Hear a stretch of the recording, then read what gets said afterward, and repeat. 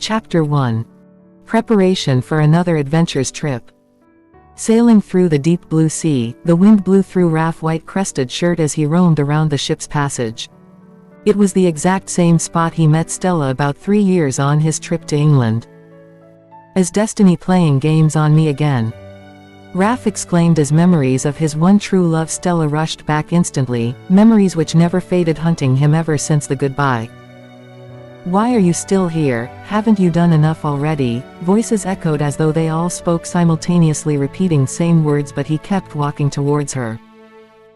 The voices became so intense, driving him crazy. All he could do was cover his both ears with his hands as he walked closer towards her. "I'm here, Stella," Raph shouted as he arose from his sleep. Beside him were 2 lovely ladies he brought home for fun after drinking so much with intent of escaping his worries. "Oh, it was just a dream. How come she still haunts me in my dreams?" He took a deep breath. "What's wrong, dear?" one of the ladies asked. "Can you get out of my house? Just let me be," Raph responded aggressively, paying them off. Time drew closer as it was just 2 days left for his scheduled journey to Africa, and already he was being hunted by the exact same memories he wanted buried deep down the dust. Raph was always adventurous, exploring the world, especially on ship sails. The calmness and longevity of the trip inspires and gives him plenty of room to write, expressing his heartfelt emotion in every word he penned down. But ever since Stella left, that part of him died. He never again sailed or engaged himself in activities that would bring back her memories. Nothing inspired him, and now his ever love for writing was going down the drain. He felt the only way he could redeem himself was facing his deepest fear, traveling by sea again. Phone beeped as Raph stretched to pick up. It was a call from editor Mike, his close friend. "Hi, how are you doing? I know it must be really hard, but you just have to come up with something, and very fast. The board are not happy with this delay. You have to get rid of this stumbling wall, mate. You always come out strong, being one of the best writer I have come across. Just be yourself, Raph." Mike spoke, encouraging Raph. "Thanks, bro, I'm fine. You always find your way in, Mike," with a smile Raph responded. "You just have a way of cheering me up. Truly, it has really been difficult putting anything down without her. She stole my inspiration." Raph responded rather emotionally. "I heard Africa has its magic on writers and you head to its soul, Nigeria. It's okay, trust me, you would find your way out of these."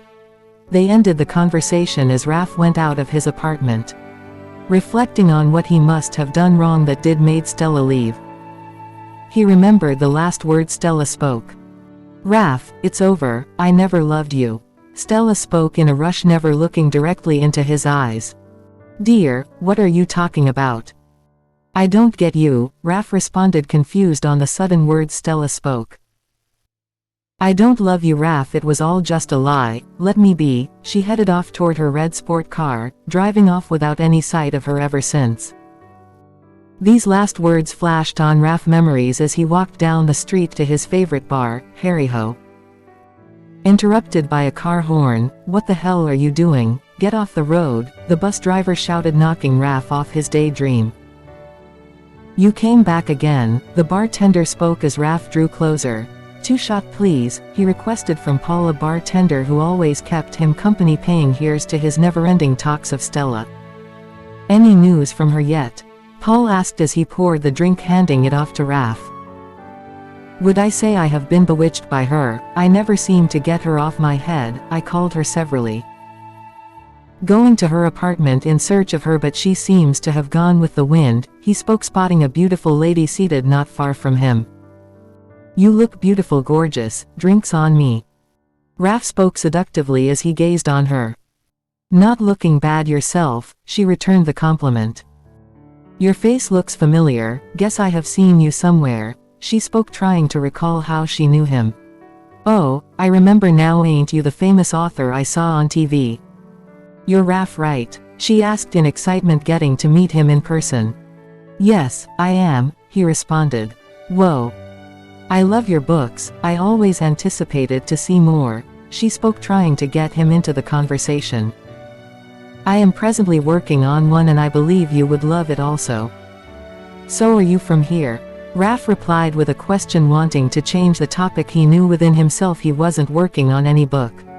How come a beauty like you finds herself in a bar? Raf asked, keeping a close eye contact. From here. No, I was posted here on an assignment. I will be returning to Nigeria soon enough. Nice meeting you, Raf. She left in haste as her phone beeped. What's your name? Raf asked. She looked backward, smiling without any response.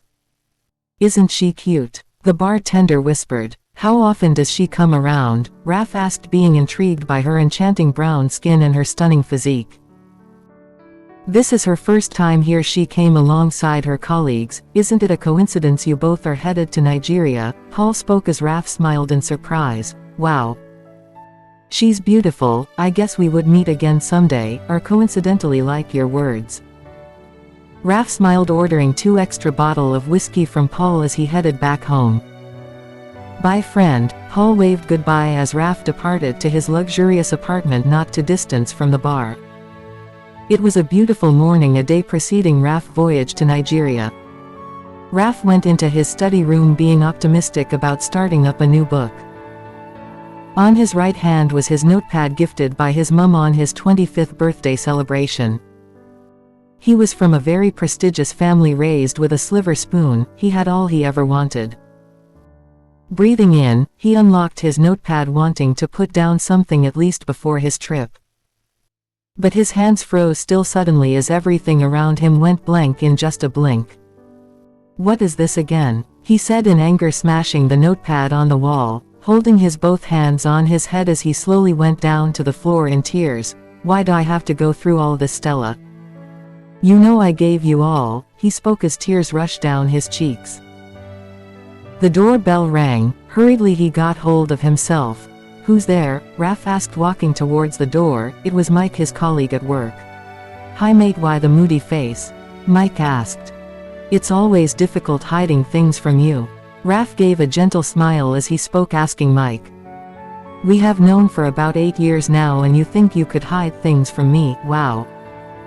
You must be really funny, mate. They shook as Mike gave him a tight hug. It's okay, Raf, he whispered to his ear. That night Mike and Raf both drank themselves to the brim, sharing old college stories as they sipped and dined. More pizza please, Mike requested, taking the last piece towards his mouth, but the pizza was hurriedly snatched by Raf instead.